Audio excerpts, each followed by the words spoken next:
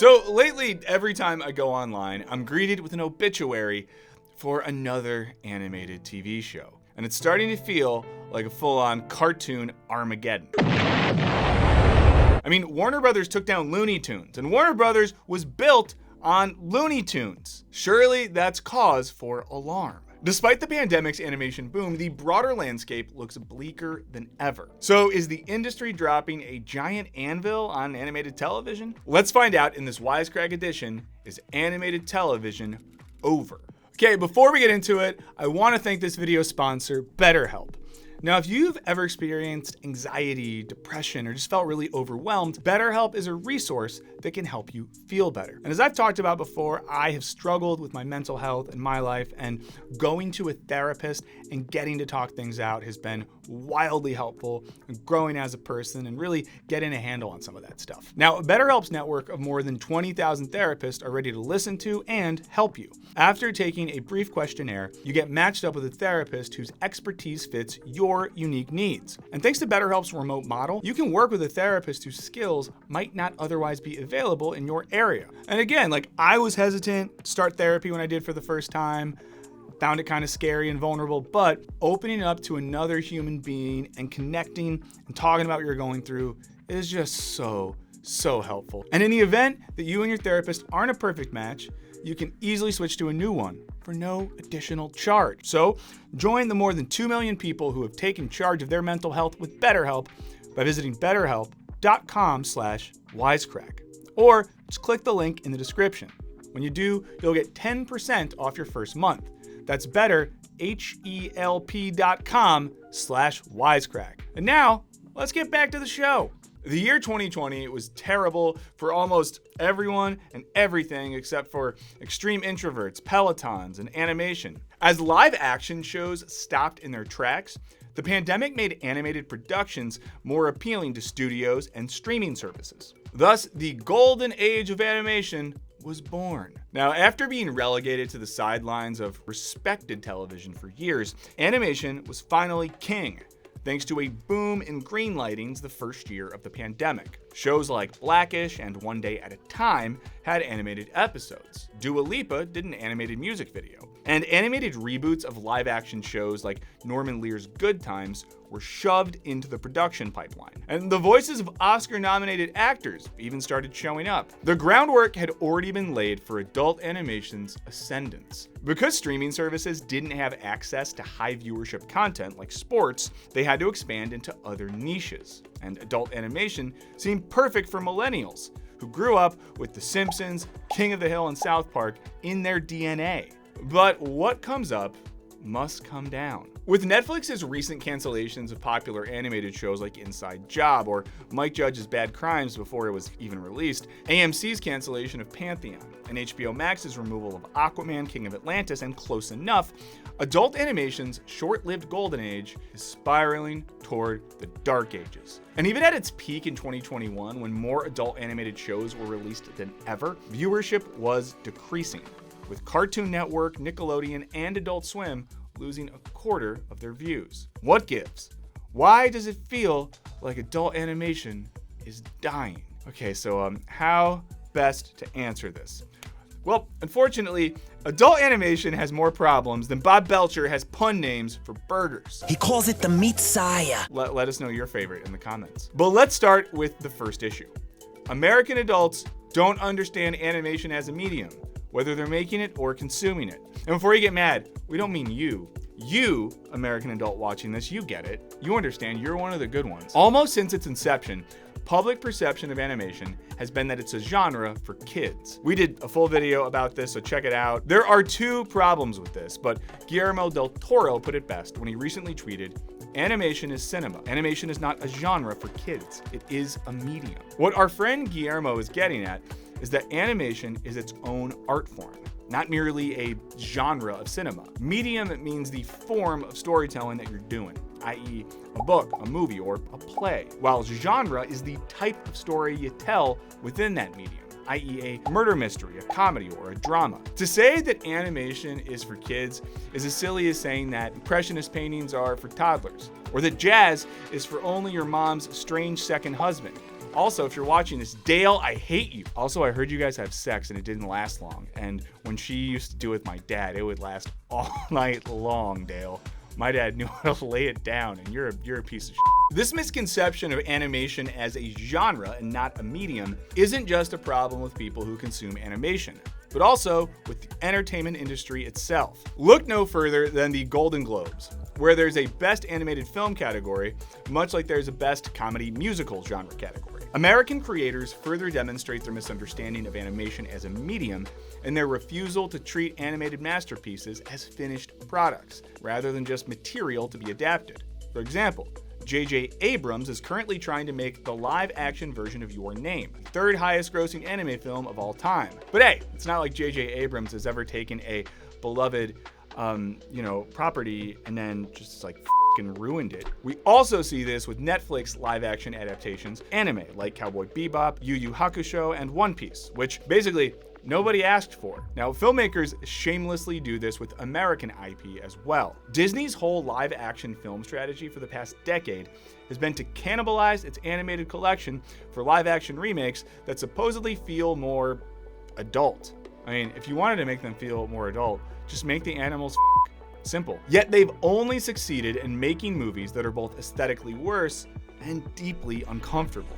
Not to mention that, ironically, when you consider all the special effects, these live-action movies are almost completely animated. The industry's disrespect for animation doesn't stop there. Now, animation TV writers are excluded from the Writers Guild of America and are instead relegated to the Animation Guild, whose main focus is to represent artists and other roles associated with production.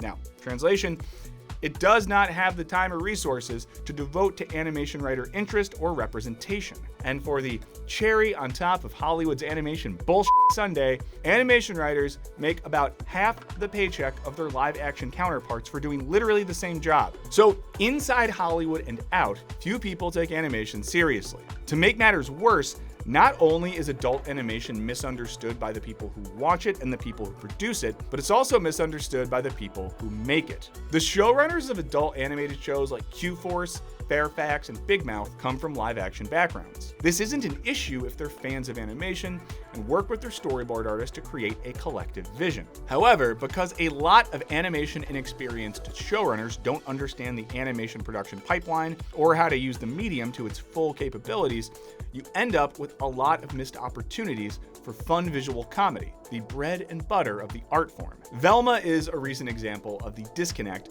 between artists, writers, and the production staff. Now, artists with a clear love of the Scooby-Doo franchise revived a famous guest character, Don Knotts, but apparently no one in production picked up on that because they cast a voice actor who sounds nothing like the original. Look out! It's the serial killer, and he's even crazier than we thought! Old Oswald Fingerhut couldn't pay his parking fine in cash, so he gave us merchandise. 15 bananas and 26 cans of chocolate custard. In comparison, all ages animated bangers like Adventure Time, Steven Universe, and We Bare Bears are board-driven shows. Their showrunners work their way up as storyboard artists, giving them a more fundamental understanding of animation as a medium. Now, this leads to more visual gags or gems like this.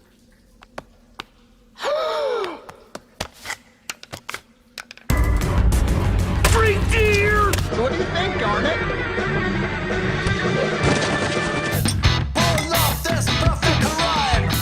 Turn it out, got something better. So, adult animation is already at a disadvantage with so many live-action comedy showrunners at the helm who don't have a full understanding of the uniqueness of animation as a distinct medium. And then, even if a live-action showrunner does their best, the narrow niche of humor in adult animation leaves them tonally pigeonholed. No one's moving, Velma. A lady is giving birth in front of school. This is literally why social media exists. Stop! Or at least get my ring light. It's in the trunk. That's the reason why adult animation often feels like a genre. Now, tonally, the jokes are mostly written to appeal to an audience of 15-year-old boys hyped up on Contraband 4 Locos. I don't like her. I just think about her all the time, and my ears get hot. Yeah, and your dick gets hot too. Ooh, maybe it's got a fever. Stick a thermometer in its little mouth. When selling or pitching an adult animated show, creators must argue why it's adult, and typically justify this by incorporating sex, violence, drugs, and crude humor. Making sure you folks aren't engaging in treason, espionage, or anything else illegal. Well, I can assure you. Like drugs. Cocaine? Nope. Yakuza? Shootout? Nope. The result is a monolith of shows that feel and sound the same. So do you want an actual blowjob or a mime blowjob? Either one requires less talking. You know what I am back at the ranch? I'm a breeding bull. What's that? You gonna find out. Where you going, fatty? We gonna have a party. This specific approach isn't inherently bad, but due to lack of variety, becomes boring over time. Now, South Park was initially hilarious because you couldn't believe there was an animated talking Christmas poo. But now, adult animation has been pushed so far in terms of shock value that you can't really surprise the audience anymore. And when people do surprise an audience, it's usually not in a good way. Well, might as well really get in there with a scalpel then, and there goes the face. Beyond needless violence and jokes about sexual assault, adult animated shows rely heavily on self-aware meta-humor, which, though funny, it makes it easier to disengage from the stories being told because even the characters aren't totally in it. Velma even opened with a meta joke. My name is Velma Dinkley, and this is my origin story. Sure, normally origin stories are about tall, handsome guys struggling with the burden of being handed even more power. And if they are about girls, it's usually like, hey, what made this hot chick go crazy? And if this didn't feel like a willing detachment from the work itself, then maybe this will change your mind. You know what 420 is, right? Yeah, it's code for adults who still watch cartoons. This extreme form of ironic detachment has become common in contemporary comedy and has contributed to adult animation feeling very one note. Now, full disclosure, we're not saying that crude meta-humor is objectively good nor bad. It's often very, very funny. Hot dog! My friend Coach Steve, who is me, is gonna do sex on a lady! The problem is, if we only have one style of exploring adult themes through animation, it's going to create a narrow audience and thus make execs think there's not a lot of interest in adult animation beyond adolescent boys. However, there is hope. There are successful outliers and relatively earnest, deeply emotional shows like BoJack Horseman, Bob's Burgers, Central Park, Great North, and Tuca and Birdie, which provide different angles on the comedy and themes explored in adult animation. These shows rely more heavily on the antics of interesting, flawed characters who love each other, rather than seeing how many crotch shots they can cram into an episode. As a result, these shows have broader audiences, but these are outliers, not the norm. But let's say, meta or not, an adult animated show gets made. Well, there's another problem, because the bar is insanely high for a show to avoid being canceled after just one season. Not everybody agrees about when South Park got really good, but there's consensus that it took a few years. And shows from the early 2010s like Bob's Burgers and Rick and Morty were similarly given time to develop, find their footing, and build fan bases. Rick and Morty's highest rated season is its third, and for Bob's Burgers, it's its fifth. Meanwhile, from 2020 to 2022, nearly 20 adult animated shows were canceled after just one season. This is what happens when tech and disruptor strategies are applied to animation and creativity. Artistically challenged execs throw money at the project, don't pay attention to quality, then dump the show when it doesn't perform perfectly in its first season. This is especially cruel considering that not only does it take shows more than one season to find their voice, but it also takes more than one season to build an audience. Netflix has been particularly vicious with its cancellation of shows in their first season. Netflix makes these decisions by assessing how many viewers completed the show after the first 28 days. Receiving enough views in the first 28 days is tough enough as it is, but it's even more difficult when Netflix puts virtually no marketing dollars into a lot of these shows before releasing them. So even if there's a breakout animation that's super original and interesting, it only has less than a month for word of mouth to spread and for busy people to get around to watching it. And this creates a self-fulfilling prophecy. Because so many of Netflix shows are canceled in the first season, people are reluctant to even start them. Then, the show does get canceled, proving their fears right, and the cycle starts over. If other streaming services follow Netflix's lead, this means that unless a show is firing on all cylinders and manages to hit Rick and Morty Season 3 numbers in their first season, it's going the way of simulator arcade game Roy.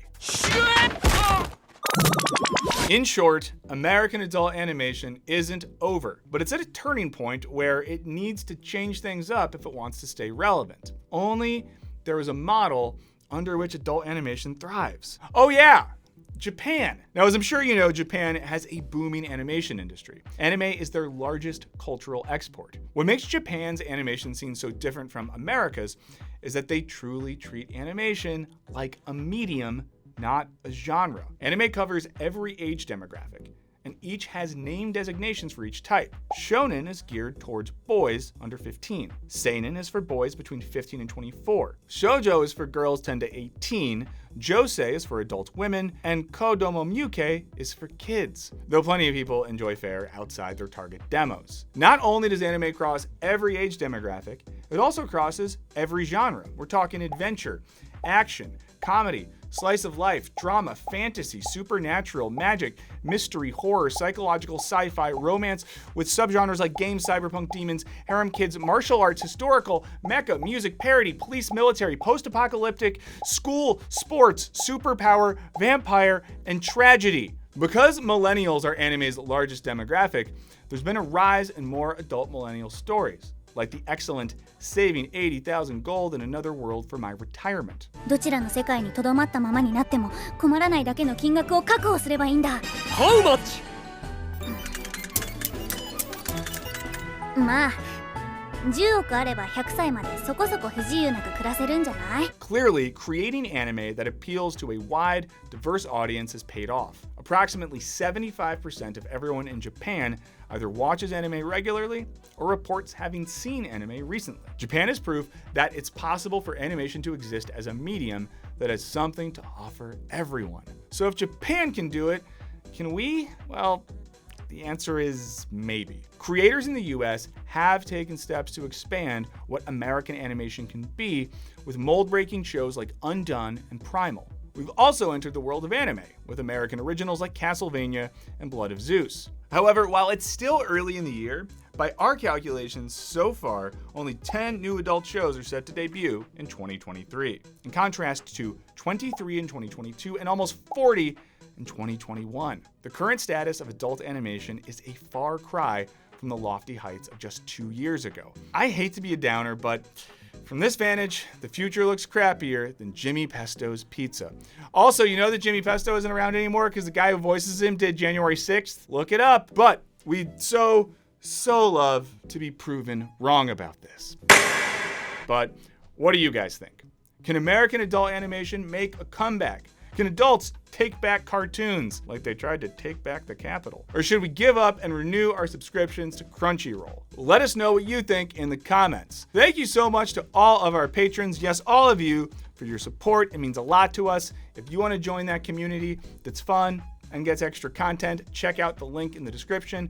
But thank you to all of you for hanging out, for watching the videos, for liking, subscribing, commenting, all that sort of stuff. It means more than you could ever know. So thank you so much. And don't forget to check us out on TikTok and Twitter. But for now, go enjoy some just bitchin' tunes, and we'll see you next time.